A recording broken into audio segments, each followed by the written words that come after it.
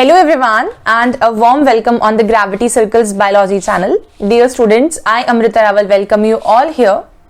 And in today's class, we are going to start with the genetically modified crops. थोड़े बहुत genetically modified crops के examples हम लोग देखेंगे, which are very important as far as our NEET examination is concerned. As far as our 12th board examinations are concerned, these are going to be very important examples. ठीक है, तो we have already started with the applications of biotechnology और genetic engineering, right. और हमने BT toxin को ठीक से समझ लिया है और हमने बीटी कॉटन और ये सब प्लांट की एग्जांपल्स देख लिए हैं, मैकेनिज्म भी देख लिया। ठीक है, अब हम एक और आज देखते हैं जेनेटिकली मॉडिफाइड क्रॉप जिसका नाम है गोल्डन राइस। ठीक है, so let's see that how it is different from the normal rice. Okay, तो अभी यहाँ देखिए हम लोग, ये हमें दिख रहा है एक normal white rice, ठीक है, और हमें इधर वाला जो दिख रहा है this is going to be the golden rice and the golden rice as the name suggests it is appearing little yellow in color. ठीक है, इसका जो कोर है, राइस कोर है, वो येलोइश कलरेशन वाला है, अपीयरिंग दे रहा है। पर ये येलो कलरेशन क्यों है, क्या इसके अंदर कंपाउंड है जो कि इसको येलो कलरेशन प्रोवाइड कर रहा है, वो सारी बातें हम समझते हैं। ठीक है, तो मैं आप लोग को थोड़ा सा एग्जांपल दे रही हूँ। As we all know that हमें पता है कि हमें जो जेनेटिक इंजीनियरिंग का एप्लीकेशन करना था क्रॉप वाले फील्ड में, वहां पर हमारा मोटिव ये भी था कि हमें न्यूट्रिशनली एनरिच्ड प्लांट्स बनाने थे जिसके अंदर कुछ ऐसे विटामिन्स हम इंट्रोड्यूस कर सकें जो कि हमारे डे टू डे लाइफ में बहुत इंपॉर्टेंट रोल प्ले करते हैं। और बाय सम चांस हमें नॉर्मल क्रॉप्स के थ्रू वो विटामिन्स अगर मिलना स्टार्ट हो जाए then that will become a very good thing for us, क्योंकि vitamin A let us suppose carrots में मिलता है। ठीक है, येलो कलर्ड आपके प्लांट्स में मिलता है, येलो कलर्ड फ्रूट्स जिसके हो, येलो कलर्ड वेजिटेबल्स जिसके हो और काफी सारे येलो कलर्ड फ्लावर्स जिसके हो, उसके पास में आपके vitamin A rich compounds present होते हैं, या हम बोलेंगे प्रो विटामिन ए प्रेजेंट होता है। ठीक है, अब ये जो प्लांट्स है, possibility of daily taking them, carrot daily eating it sometimes becomes impossible. ठीक है, sometimes it is practically impossible because वो हो सकता है सारे seasons में उतना fresh availability नहीं हो। Then we can at least take rice and wheat like crops in our day to day life. और अगर ऐसे plants के अंदर vitamin A बनाने वाले compounds introduce कर दें तो somewhere it will be helpful for our skin because vitamin A बहुत अच्छा role play करता है, skin के लिए बहुत important है। अलॉन्ग विद दैट वो आईज के लिए इंपॉर्टेंट है, तो आंखों की रोशनी बढ़ाएगा।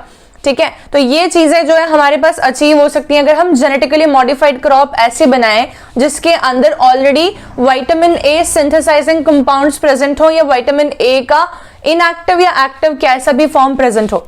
ठीक है, तो हमने क्या किया, हमने एक प्लांट लिया जिस प्लांट का नाम है डैफोडिल। ठीक है, डैफोडिल प्लांट, इसका एक्चुअल बॉटनिकल नेम जो है वो है नार्सिसस स्यूडोनार्सिसस। ठीक है, इसका नाम बहुत इंपॉर्टेंट है क्योंकि क्वेश्चंस में आ चुका है पहले।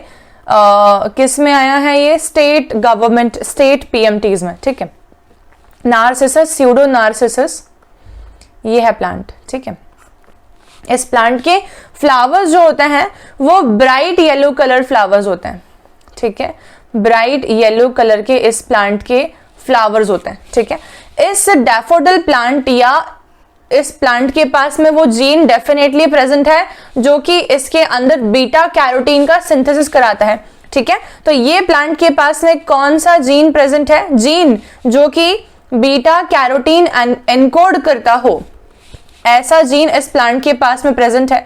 ठीक है, अब अगर हमको मालूम पड़ जाए कि वो जीन का सीक्वेंस कहां से कहां तक का है और हमारे पास कोई ऐसा रेस्ट्रिक्शन एंडोन्यूक्लियस एंजाइम हो जो कि इस प्लांट के सेल के जीनोम के अंदर से उतना सेगमेंट ऑफ डीएनए हमको कट करके दे दे, तो क्या वो हमारा जीन ऑफ इंटरेस्ट बन जाएगा? डेफिनेटली। ठीक है, तो बीटा कैरोटीन एनकोडिंग जीन जो इसके पास में प्रेजेंट है ना, ये हो गया हमारा जीन ऑफ इंटरेस्ट। ठीक है, अब इस जीन ऑफ इंटरेस्ट को हमें इंट्रोड्यूस किस होस्ट के अंदर करवाना है? हमारा होस्ट हो जाएगा हमारा राइस प्लांट, ठीक है। तो राइस का बॉटनिकल नेम सभी जानते हैं, ओराइजा सटाइवा, ठीक है। तो ये हमारा राइस प्लांट हो गया, इसके अंदर हमें इंट्रोड्यूस करना है ये जीन ऑफ इंटरेस्ट, ठीक है। किसके थ्रू करेंगे? तो हम सब जानते हैं, हमने लास्ट क्लास में पढ़ा हुआ है कि प्लांट्स के अंदर जेनेटिक इंजीनियरिंग के बहुत सारे टूल्स पॉसिबल हैं, जिसके अंदर हमारी जीन गन मेथड भी आ सकती है और प्लाज्मिड के थ्रू भी इंसर्शन पॉसिबल है, जिसमें प्लाज्मिड का नाम था टीआई प्लाज्मिड, ठीक है। तो टीआई प्लाज्मिड जो हमारा मॉडिफाइड है, जो हमारा डिसआर्म्ड टीआई प्लाज्मिड है, उसको हम लोग एज अ वेक्टर यहां पर इस्तेमाल करने वाले हैं। तो वेक्टर हो जाएगा हमारा टीआई प्लाज्मिड, ठीक है।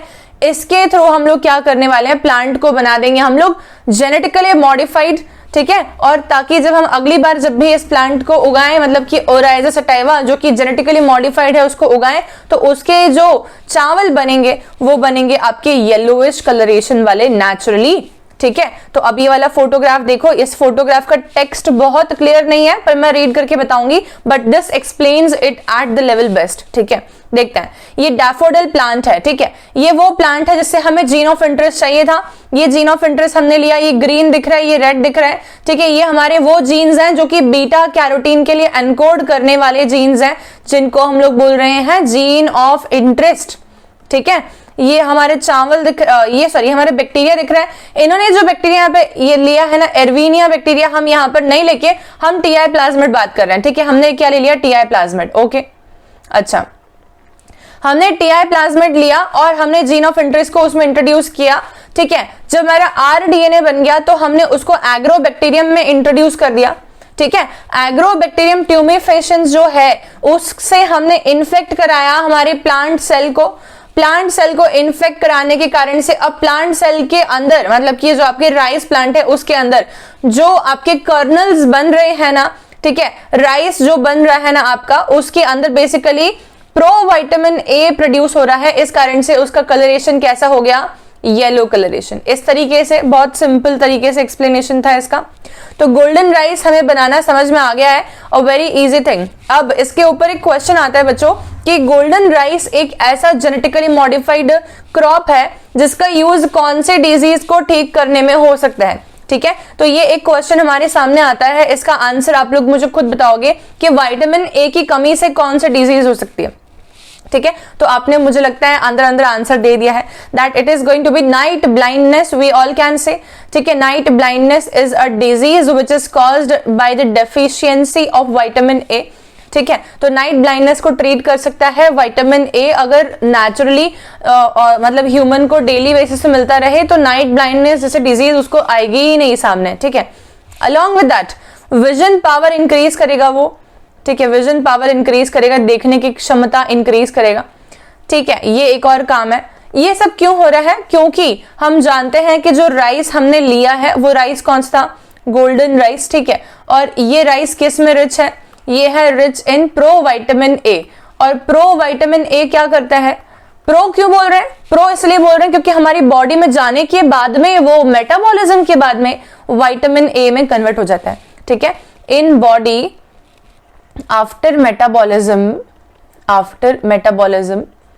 ठीक है, it converts into vitamin A, ठीक है, विटामिन ए, ठीक है। अच्छा, अब विटामिन ए में कन्वर्ट हो जाएगा बॉडी में जाने के बाद में। विटामिन ए का नाम क्या है? कोई बताएगा? रेटिनॉल, ठीक है ना।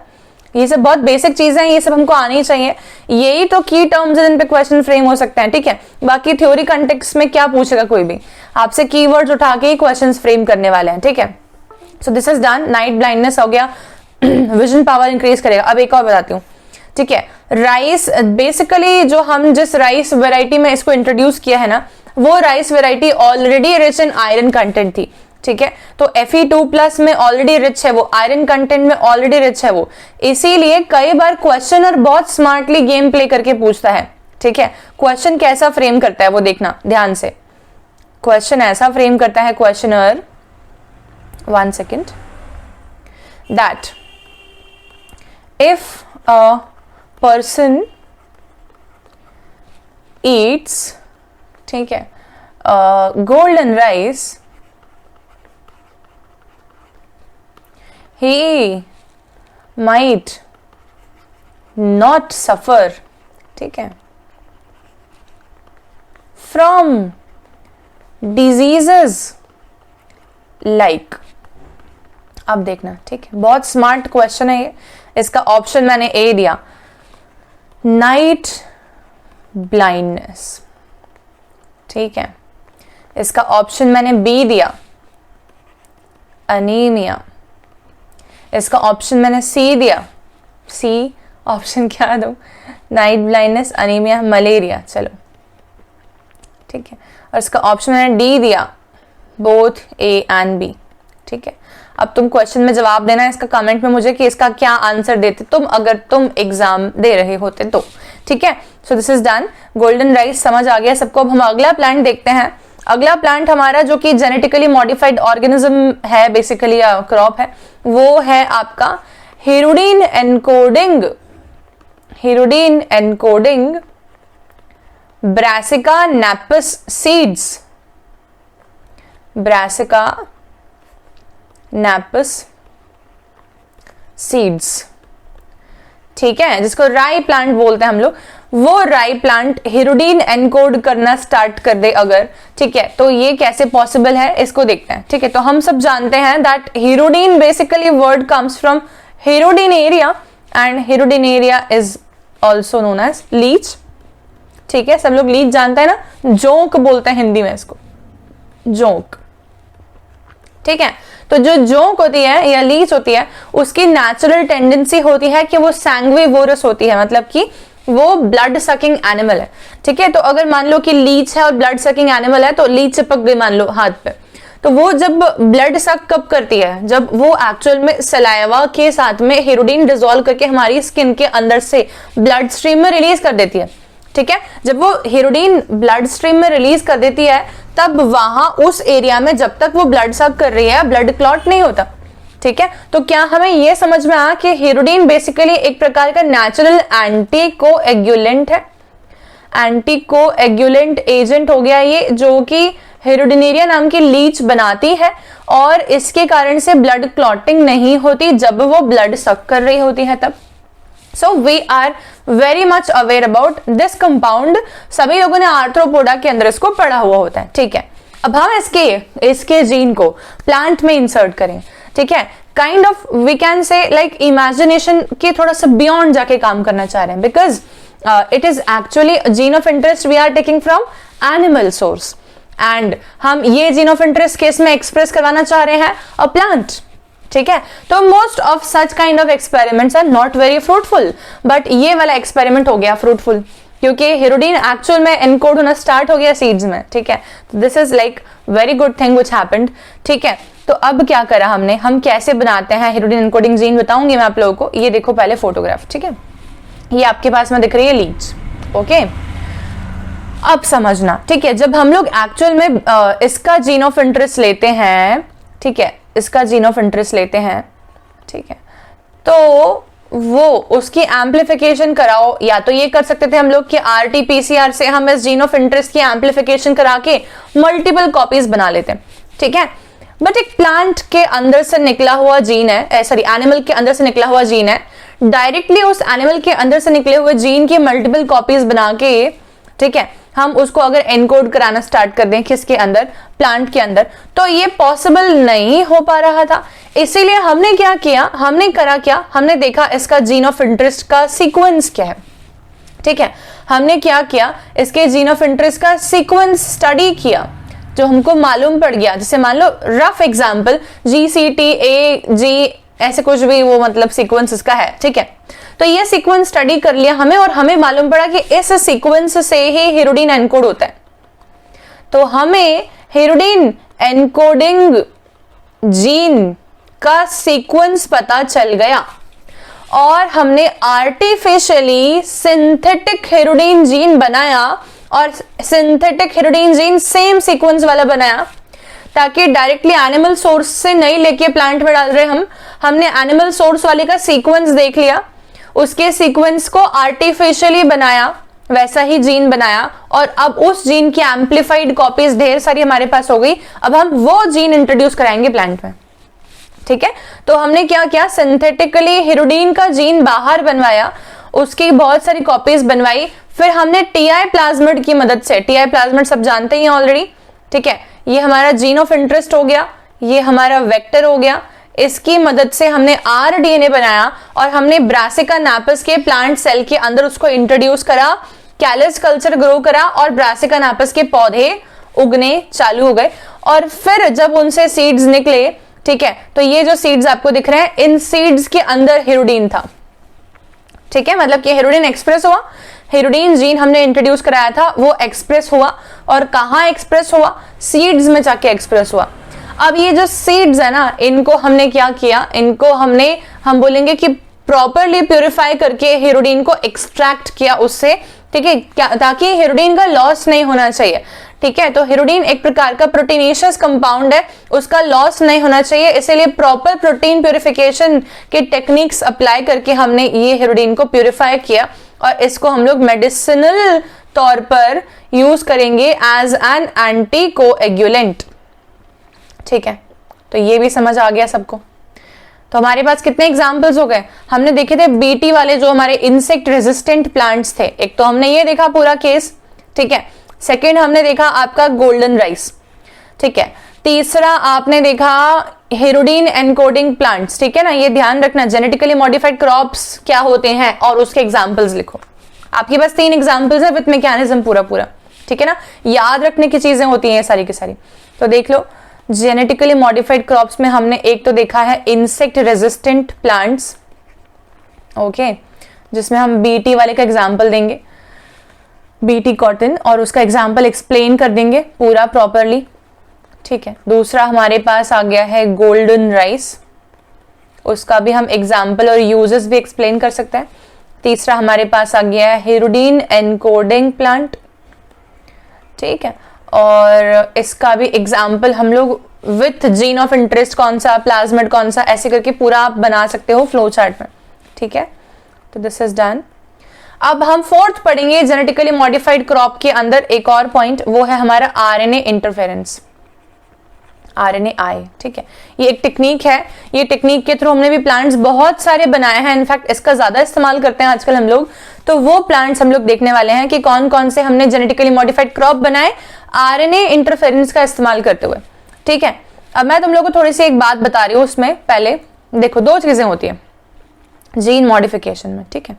एक पॉसिबिलिटी क्या थी, हमने कोई दूसरा जीन इंसर्ट कराया एक के जीनोम में, ठीक है। मान लो कि मैंने बोल दिया हिरुडीन वाला जीन मैंने एक प्लांट में इंट्रोड्यूस करा दिया ब्रासिका नापस में, ठीक है। तो मेरा एक तरीका जीन मॉडिफिकेशन करने का क्या था, जीन एडिशन कर दूं मैं, ठीक है। दूसरा तरीका क्या हो सकता है, मैं जीन डिलीशन कर दूं, मतलब मेरे को नहीं चाहिए कि ये वाला जीन एक्सप्रेस करे, हमको चाहिए ही नहीं, ठीक है, तो हम वो जीन डिलीट करवा दें। ये दूसरा तरीका हो सकता है जीन मॉडिफिकेशन का। और तीसरा तरीका क्या हो सकता है, तीसरा तरीका ये कि हम वो जीन ना तो निकाल रहे हैं, ना हम कोई नया जीन ऐड कर रहे हैं, लेकिन हम एक जीन को बोल रहे हैं कि अब तो एक्सप्रेस ही मत करना, भले ही तो उसी ऑर्गेनिज्म की बॉडी में रह ले, ठीक है। इस पर्टिकुलर कैरेक्टर को हम लोग बोलेंगे आरएनए साइलेंसिंग या जीन साइलेंसिंग मैकेनिज्म, ठीक है, sorry gene silencing through RNA interference, ठीक है, थ्रू आरएनए इंटरफेरेंस, ठीक है। अब ये क्या चीज होती है हम समझते हैं। देखो, इसमें हमें ये समझना है कि 2 केसेस समझना, एक होते हैं प्रोकैरियोटिक ऑर्गेनिजम्स, एक होते हैं यूकैरियोटिक ऑर्गेनिजम्स। हम सब जानते हैं कि यूकैरियोटिक ऑर्गेनिजम्स के अंदर ट्रू न्यूक्लियस प्रेजेंट होता है, मेम्ब्रेन बाउंड न्यूक्लियस प्रेजेंट होता है, ठीक है। किसी भी एक भी सिंगल यूकैरियोटिक ऑर्गेनिज्म में, मतलब वो भले ही ईस्ट सेल क्यों ना हो, ईस्ट भी यूकैरियोट है, ठीक है, चाहे वो कोई एनिमल सेल क्यों ना हो, चाहे वो कोई प्लांट सेल क्यों ना हो, चाहे वो कोई फंजाई क्यों ना हो, किसी भी यूकैरियोट के अंदर कभी भी प्रेजेंट नहीं होता है क्या चीज, डबल स्ट्रैंडेड आरएनए, ठीक है। किसी भी यूकैरियोटिक सेल के अंदर कभी भी डबल स्ट्रैंडेड आरएनए प्रेजेंट नहीं होता है, ठीक है। ये एक रूल है और ये फिक्स है, मतलब किसी के अंदर भी नहीं होता है, मतलब किसी के भी अंदर नहीं होता है, ठीक है। तो ये यूकैरियोटिक डिफेंस मैकेनिज्म का एक पार्ट है। वायरसेस के पास में डबल स्टैंडर्ड आरएनए हो सकता है, ठीक है। और उनसे बचने का एक मैकेनिज्म है कि ना तो ईस्ट खुद अपने पास डबल स्टैंडर्ड आरएनए रखता, ना एनिमल सेल, ना प्लांट सेल, ना फंजाई सेल। ताकि क्या होता है, जब बाय चांस उनके ऊपर डबल स्टैंडर्ड आरएनए का अटैक होता है ना, तो वो समझ जाते हैं कि ये हमारी बॉडी का पार्ट तो है ही नहीं, ये हमारे सेल का तो पार्ट है ही नहीं, इसके ऊपर अटैक करवाना है, ठीक है। तो यहां पे मैं लिख रही हूं, no eukaryotic cell possess, no eukaryotic cell possess double standard RNA. ये किसका पार्ट है? As a part of defence mechanism, ठीक है, as a part of defence mechanism कभी भी नहीं रखते हैं, ठीक है, ये बात समझने की है। अब क्या होता है, अगर बाय एनी चांस किसी भी सेल के अंदर डबल स्टैंडर्ड आरएनए पाया गया तो क्या होगा उसके साथ, ठीक है, तब उसके साथ जो होगा उसको हम लोग बोलते हैं आरएनए इंटरफेरेंस। समझ आई? डबल स्टैंडर्ड आरएनए के साथ क्या होगा, हम ये टेक्निक अब देखते हैं।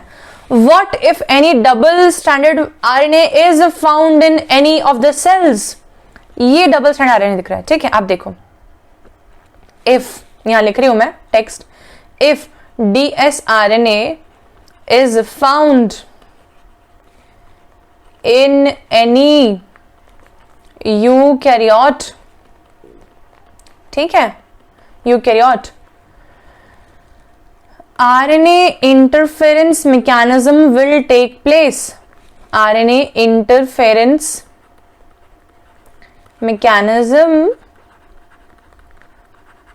will take place to destroy the dsRNA। उसको तोड़ने के लिए हम लोग आरएनए इंटरफेरेंस मैकेनिज्म होगी हमारे सेल्स के अंदर या किसी भी यूकैरियोटिक सेल के अंदर।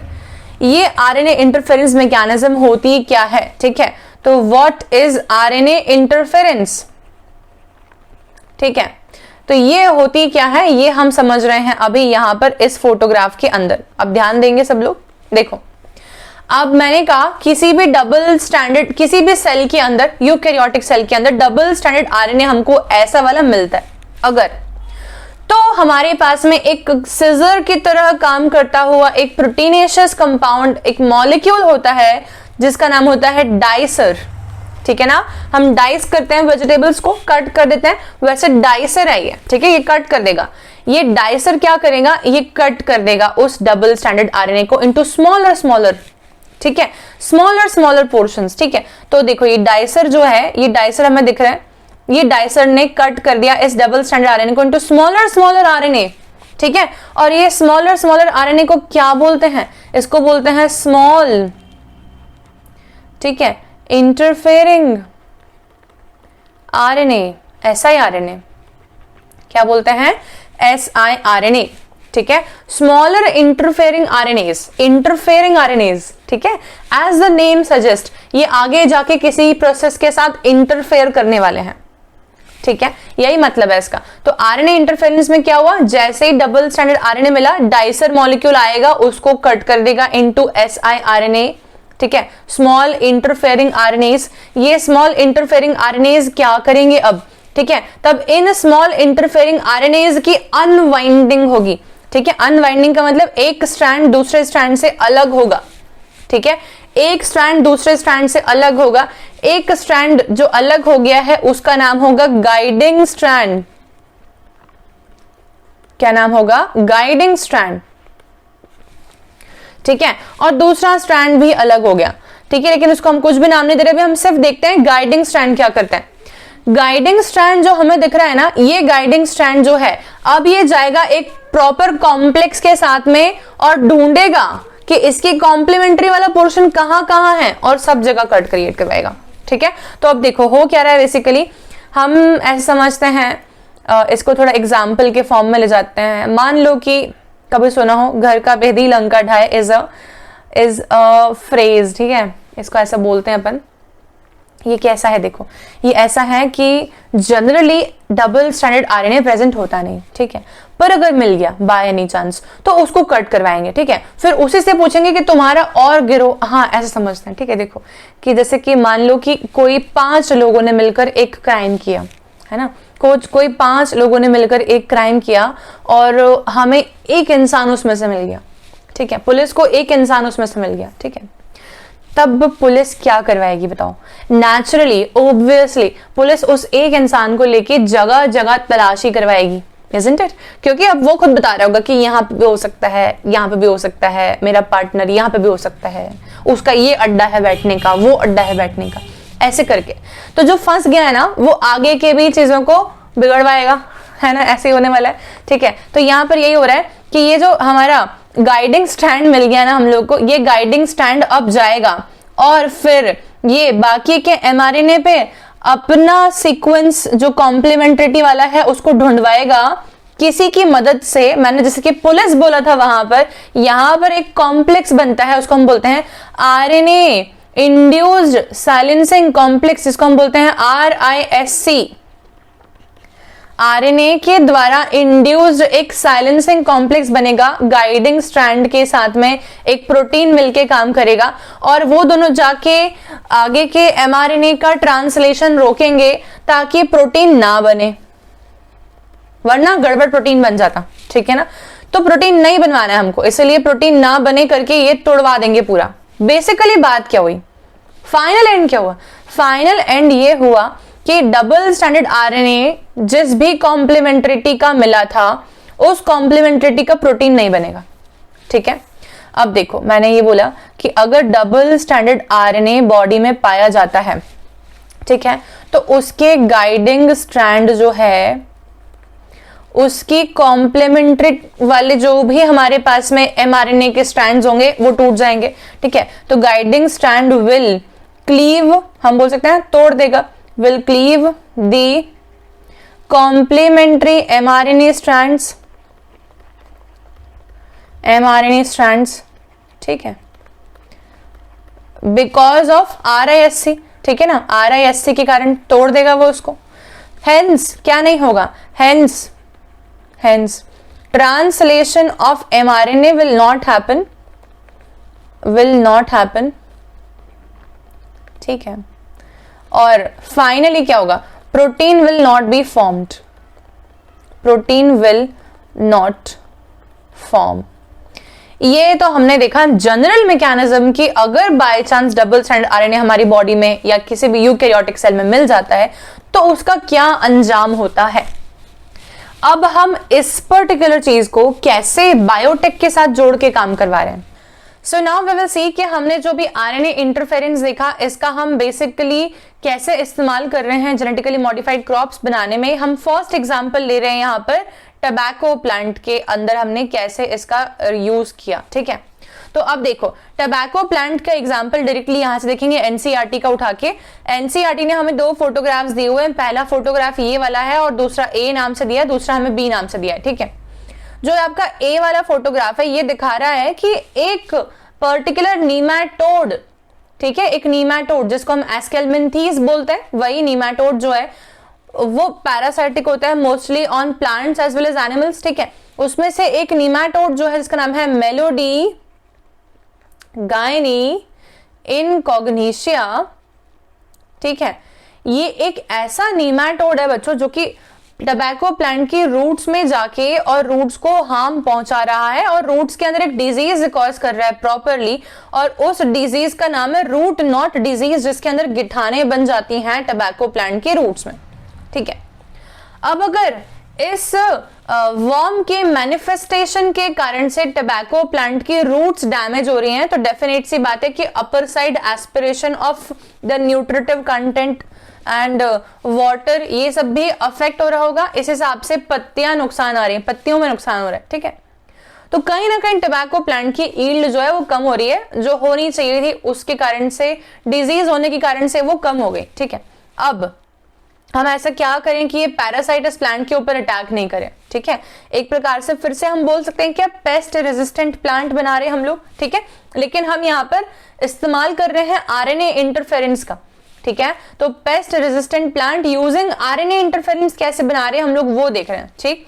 देखते हैं क्या किया हमने। ये टबैको प्लांट दिख रहा है हम लोगों को जो कि इन्फेक्टेड वाला है, और ये वाला हमको दिख रहा है जो कि अच्छा प्लांट है, ठीक है। हमने आरएनए इंटरफेरेंस कैसे लगाई हम ये देखेंगे, ठीक है। तो अब देखते हैं।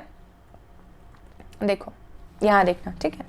तो अब मैं एक बात बताती हूँ, मुझे बताओ किसी भी ऑर्गेनिज्म को जिंदा रहने के लिए कुछ एक तो इंपॉर्टेंट जीन्स होते ही होंगे। जैसे कि मैंने बोल दिया ह्यूमन बीइंग है, ठीक है, तो ह्यूमन बीइंग का काम नहीं चल सकता एक एंजाइम के बिना, और वो एंजाइम है हम लोग मान लेते हैं साइटोक्रोम ऑक्सीडेज, ठीक है, ऐसे रफ बोल दिया मैंने। तो हमें कोई भी एक पर्टिकुलर ऐसा एंजाइम तो होगा बॉडी में जिसके बिना हमारा काम नहीं चल सकता, और शायद हम मतलब बोलेंगे कि उसके बिना लाइफ ही पॉसिबल नहीं है, ठीक है। ऐसे इंपॉर्टेंट जीन्स ढूंढ रहे हम लोग, ठीक है। हमने क्या किया, इस नीमेटोड के कुछ एक इंपॉर्टेंट जीन ढूंढे जिसके बिना ये जिंदा ना रह सके, ठीक है। उन इंपॉर्टेंट जीन्स को ढूंढा हमने, और उन इंपॉर्टेंट जीन्स का सीक्वेंस हमने स्टडी किया, ठीक है। और हमने देखा कि अगर मैंने इस नीमेटोड में से ये वाला जीन हटा दिया तो ये मर जाएगा, ये हमें मालूम पड़ गया, ठीक है। तो हमने क्या किया, हमने सीक्वेंस स्टडी किया कुछ एक इंपॉर्टेंट जीन्स का, और हमने वो जीन्स आर्टिफिशियली लैबोरेटरी में सिंथेसाइज करा दिए, ठीक है। हमने क्या किया, हमने उन जीन्स से सेंस mRNA स्ट्रैंड बन जाए ऐसा भी जीन ले लिया, और हमने एंटी सेंस mRNA स्ट्रैंड बन जाए ऐसा भी जीन ले लिया, ठीक है। मतलब कि मैंने बोल दिया, लेट अस जस्ट इमेजिन, मैंने बोल दिया कि ये वाला जो प्लांट है ना, इसके लिए ये जीन इंपॉर्टेंट है। देखना, रफ बता रही हूं, ठीक है, AGTTCAG, ठीक है। मैंने बोल दिया कि इस प्लांट के लिए इस नीमेटोड के लिए ये वाला जीन इंपॉर्टेंट है, ठीक है। तो क्या करेंगे हम, ये CT, ठीक है, GAC और T। तो मैंने कह दिया ये जीन इंपॉर्टेंट है इसके लिए, ठीक है। तो इसके थ्रू जो mRNA बनेगा ना, ट्रांसलेशन वाला mRNA, वो तो ठीक है, हम क्या करेंगे, ऑपोजिट वाले को लेके हम जो है एंटी सेंस mRNA भी बनवा देंगे। हम क्या चाहते हैं बेसिकली कि हमारे पास दो जीन्स हो, एक ऐसा जीन हो जो कि इसके लिए इंपॉर्टेंट है, वो हमें मालूम पड़े, और हमें ये भी मालूम पड़े कि जो इसका एकदम ऑपोजिट जो जीन है वो क्या है, ठीक है। क्योंकि हम चाहते हैं डबल स्टैंडर्ड RNA बनवाना। अब बहुत ध्यान समझना, ठीक है, थोड़ा सा घूमी हुई लगती है चीज, पर यह है बहुत इजी। हमने क्या किया, हमने इस नीमेटोड के इंपॉर्टेंट जीन्स जो है लैबोरेटरी में सिंथेसाइज किए, ठीक है। उससे हमने mRNA स्ट्रैंड बनवाए, ठीक है। एक हमने सेंस mRNA स्ट्रैंड बने ऐसा भी कोशिश करी, हमने एंटी सेंस mRNA स्ट्रैंड बने ऐसा भी कोशिश करी, हमने दोनों को स्टडी कर लिया, ठीक है। अब हमने क्या किया, हमने जीन वो वाला जो कि सेंस mRNA स्ट्रैंड बनवा सके, हमने ऐसा भी प्लांट सेल में इंट्रोड्यूस कर दिया। किसका जीन इंट्रोड्यूस कर रही हूं मैं इस नीमेटोड का जीन प्लांट में इंट्रोड्यूस कर रही हूं, समझ रहे हो। सेंस mRNA स्ट्रैंड बन जाए ऐसा जीन नीमेटोड का मैंने प्लांट में इंसर्ट कर दिया, और एंटी सेंस mRNA बन जाए ऐसा भी जीन मैंने इसी प्लांट में इंट्रोड्यूस कर दिया। तो मैंने क्या किया, मैंने basically gene encoding for gene, we can say gene for sense and anti sense mRNA, इन दोनों को ही इस प्लांट सेल में इंट्रोड्यूस कर दिया, ठीक है। अब वो जो जीन्स हैं उसके कारण से mRNA बनेंगे, ठीक है। अब मेरे को बताओ कि अगर एक ऐसा बन गया आपके पास में mRNA जिसकी कॉम्प्लीमेंट्रिटी दूसरे mRNA के साथ बैठ रही है, तो क्या वो डबल स्टैंडर्ड mRNA बनाएगा, है ना। जबकि यूकैरियोट में कभी बनता है क्या, वो नहीं बनता है। लेकिन प्लांट सेल के अंदर क्या बन रहा है, डबल स्टैंडर्ड RNA बन रहा है। वो भी कौन से जीन्स के कारण से बन रहा है, वो जीन्स जो कि हमने इसमें इंट्रोड्यूस कराए हैं, जो कि नीमेटोड के लिए जिंदा रहने के लिए इंपॉर्टेंट जीन्स हैं, ठीक है। उसका हमने डबल स्टैंडर्ड RNA बनवा दिया इसके अंदर, ठीक है। अब क्या होगा, नॉर्मली नीमेटोड जब भी इस प्लांट के सेल के अंदर से सैप लेगा, ठीक है, तब उसके खाने के साथ में क्या आ जाएगा, डबल स्टैंडर्ड RNA आ जाएगा। आ गया उसके पास में, ये उसका माउथ अपैरेटस है, उसके थ्रू डबल स्टैंडर्ड RNA आ गया उसके पास में। ये देखो, ये दिख रहा है हमें डबल स्टैंडर्ड RNA।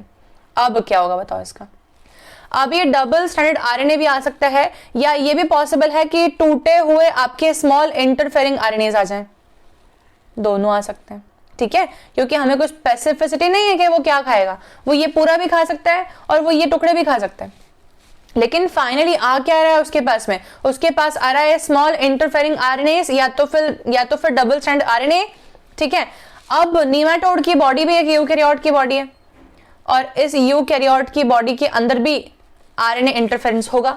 तब क्या होगा, इसका एक स्ट्रैंड दूसरे स्ट्रैंड से अनवाइंड हो जाएगा, अनवाइंड होके फिर आपका आरएनए इंटरफेरेंसिंग साइलेंसिंग कॉम्प्लेक्स जो है, आरएनए इंड्यूस साइलेंसिंग कॉम्प्लेक्स जो है आपका RISC कॉम्प्लेक्स जो है वो बनेगा और वो बनके नीमाटोड के अंदर जाके नीमाटोड के mRNA को तोड़ देगा। नीमाटोड के एसेंशियल प्रोटीन्स नहीं बनेंगे और नीमाटोड क्या हो जाएगा, मर जाएगा। आया समझ में? ऐसे करके हम आरएनए इंटरफेरिंग टेक्निक्स का इस्तेमाल कर रहे हैं, हम टबैको प्लांट की ईल्ड बचा रहे हैं, हम वो नीमाटोड जो कि इस प्लांट को खाएगा वो मर जाएगा, ठीक है। तो ऐसे करते करते क्या होगा, नीमाटोड इस प्लांट से दूर रहना चालू कर देंगे, भागना स्टार्ट कर देंगे, ठीक है। ये चीज हमने करी। आई होप बहुत क्लियरली समझ में आया हो। अब मैं इसका थ्योरी पढ़ाऊंगी तो शायद ये बिल्कुल दिमाग में फिट हो जाने वाली है, ठीक है। ध्यान से देखना, हम बहुत ज्यादा ध्यान से इसकी थ्योरी पढ़ रहे हैं। देखो हमने क्या बनाया, पेस्ट रेजिस्टेंट प्लांट, लेकिन हमने क्या यूज किया, आरएनए इंटरफेरेंस, ठीक है। अब देखना, several nematode parasites several nematodes parasite a wide variety of plants and animals including human beings। बहुत खराब लैंग्वेज लिखी है, कोई बात नहीं। ऐसा बोलना चाह रही है कि काफी सारे नेमाटोड जो होते हैं वो पैरासाइट होते हैं over a wide variety of plant and animals, ठीक है। अच्छा ठीक है, ये समझ में आ गया हम लोगों को कि बहुत सारे ऐसे पैरासाइट्स होते हैं नेमाटोड जो कि प्लांट और एनिमल दोनों को इन्फेक्ट करते हैं। One nematode which is named as Meloidogyne incognita, देखो दिख रहा है ये मेलोडीगाइनी इनकॉग्निशिया, ठीक है। ये मेलोडीगाइनी इनकॉग्निशिया जो है ये इन्फेक्ट करता है रूट ऑफ टबैको प्लांट को और रिडक्शन इन यील्ड कॉज करता है, ठीक है। हमने क्या अडेप्ट की strategy, novel strategy was adopted to prevent this infestation which was based on the process of RNA interference, ठीक है। हमने RNA interference का इस्तेमाल करके प्लांट को पेस्ट रेजिस्टेंट बनाया। कैसे? RNA interference takes place in all the eukaryotic organisms as a method of cellular defense। मैंने बताया ना, वायरस की एंट्री से बचने के लिए कई बार सारे के सारे यूकैरियोट के पास में ये नेचुरल डिफेंस मैकेनिज्म होता है RNA interference, ठीक है।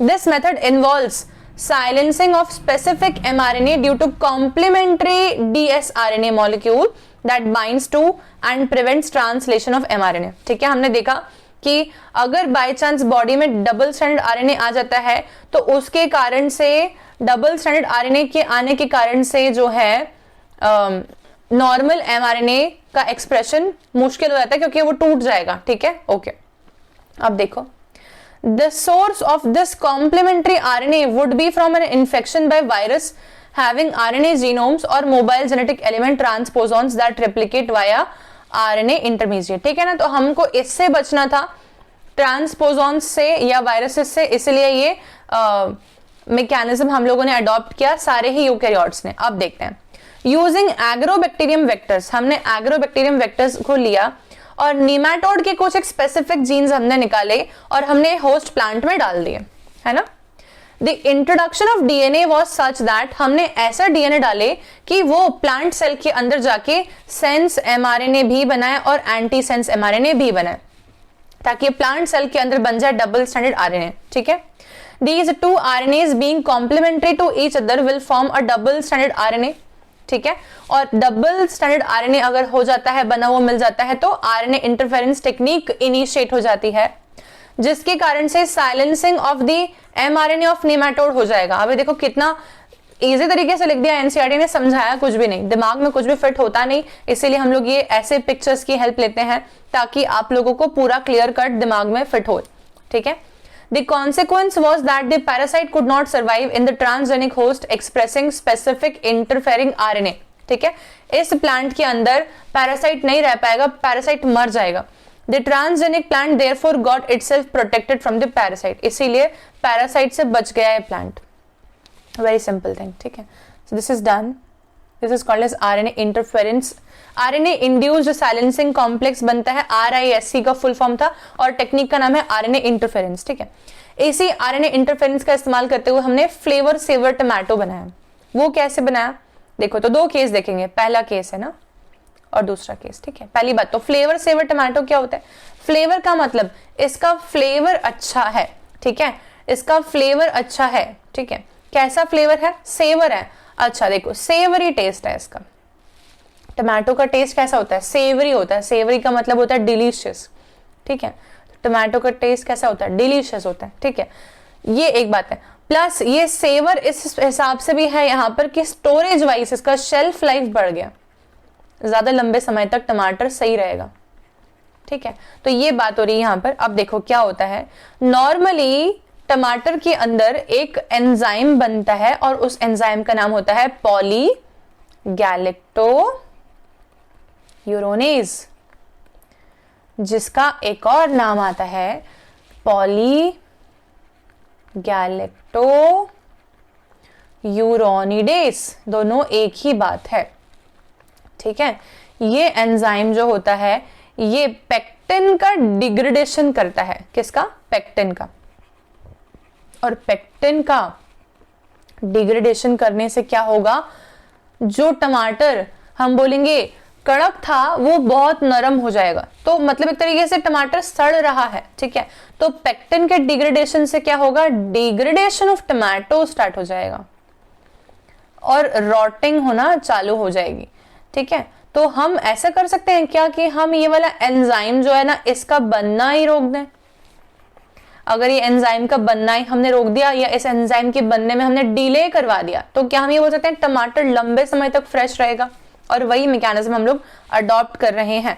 तो देखो क्या होता है, नॉर्मल टमाटो में क्या होता है, एक नॉर्मल mRNA स्ट्रैंड होता है जिसके ट्रांसलेशन से बनता है एक प्रोटीन और प्रोटीन एंजाइम है। उस एंजाइम का नाम है पॉलीगैलेक्टोयूरोनिडेज या यूरोनेज। और इस एंजाइम के कारण से पेक्टिन का डिग्रेडेशन होता है और टमाटर जो है वो खराब होना चालू होता है, तो रॉटिंग टमाटो। ठीक है, लेकिन हमने क्या किया, हमने बनाया ट्रांसजेनिक टमाटो जिसका नाम है फ्लेवर सेवर टमाटो। इस फ्लेवर सेवर टमाटो के अंदर हमने क्या किया, हमने इसमें सेंस और एंटी सेंस mRNA दोनों का ही बनवाना चालू कर दिया। ठीक है, तो हमने क्या किया, हमने पॉलीगैलेक्टोयूरोनिडेज जीन को बाहर निकाला और हमने उसकी सेंस स्ट्रैंड बनवाने का जीन बनाया, एंटी सेंस स्ट्रैंड बनवाने का जीन बनाया। दोनों ही जीन्स को हमने इंसर्ट कर दिया टमाटो प्लांट के अंदर। ठीक है, और फिर हमने प्लांट को ग्रो होने दिया और फिर जब टमाटो बनेंगे तब उसके अंदर एक सेंस mRNA स्ट्रैंड भी बनेगा और एक एंटी सेंस mRNA स्ट्रैंड भी बनेगा। और दोनों कंबाइन अगर हो जाएंगे तो क्या बन जाएगा, एक डबल स्टैंडर्ड RNA बन जाएगा। ये डबल स्टैंडर्ड RNA बनना सबसे खतरनाक चीज होती है क्योंकि इसके कारण से ट्रांसलेशन रुक जाता है। ठीक है, तो क्योंकि एक डबल स्टैंडर्ड RNA बन गया है, इस कारण से RNA इंटरफेरेंस साइलेंसिंग मैकेनिज्म सामने आएगा। ये इसके डाइसर कट करके पीस बना देगा, siRNA जाएगा और उसका एक अनवाइंडिंग होगा। अनवाइंडिंग होने के बाद में जो आपका गाइडिंग स्ट्रैंड है वो जाएगा, ट्रांसलेशन को रोकेगा, बीच में जाके कट करेगा ताकि क्या ना बने, पॉलीगैलेक्टोयूरोनिडेज ना बने। अगर ये पॉलीगैलेक्टोयूरोनेज या यूरोनिडेज एंजाइम नहीं बनता है तो पेक्टिन का डिग्रेडेशन नहीं होगा, और अगर पेक्टिन का डिग्रेडेशन नहीं होगा तो टमाटर जो है उसकी रॉटिंग नहीं होगी और टमाटर लंबे समय तक सही दिखेगा। फोटो देख लो, ऐसा दिखेगा। ठीक है, ये एक साइंटिस्ट के वर्क का फोटो मैंने लिया है और हम देखें यहाँ पर अगर तो हमें समझ आता है कि ऑर्डिनरीली टमाटो का ये हाल होता है और अगर हमने RNA इंटरफेरेंस मैकेनिज्म लगाया तो टमाटर ऐसा कुछ दिखता है। ठीक है, ऑर्डिनरी टमाटर 10 दिन तक ऐसा था, 20 दिन में ऐसा श्रिंक हो गया, 45 दिन में बिल्कुल सड़ गया। ठीक है, क्योंकि इसमें क्या एक्सप्रेस हो रहा है, इसमें आपका पॉलीगैलेक्टोयूरोनिडेज प्रेजेंट है। ठीक है, लेकिन अगर हमने जीन की साइलेंसिंग कर दी है तो टमाटर 10 दिन तक ऐसा दिख रहा है, 20 दिन में भी कुछ ऐसा ही दिख रहा है और 45 दिन में भी कुछ ऐसा ही दिख रहा है, क्योंकि हमने यहाँ पर पॉलीगैलेक्टोयूरोनिडेज एंजाइम की एक्सप्रेशन ही रोक दी है वाया RNA इंटरफेरेंस मैकेनिज्म। ठीक है, दिस इज डन। इस हिसाब से हमने जेनेटिकली मॉडिफाइड क्रॉप्स सारे कवर कर लिए हैं और अब हम नेक्स्ट क्लास में पढ़ेंगे जेनेटिकली मॉडिफाइड मतलब हम बोलेंगे मेडिसिनल यूज में क्या पॉसिबिलिटी है जेनेटिक मॉडिफिकेशन की, ठीक है। So this much is done. We have completed with 3 classes by today of this chapter. Okay, I hope कि तुम लोग को पूरा समझ आ गया हो and please don't forget to like share and subscribe this channel and thank you so much for watching the lecture.